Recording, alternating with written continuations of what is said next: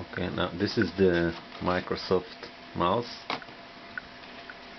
You see, it's connected to the USB port. Here, this is the Microsoft.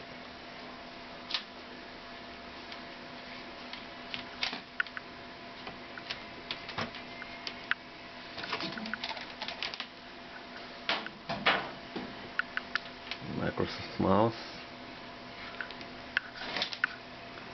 You can see the mouse cursor doesn't move.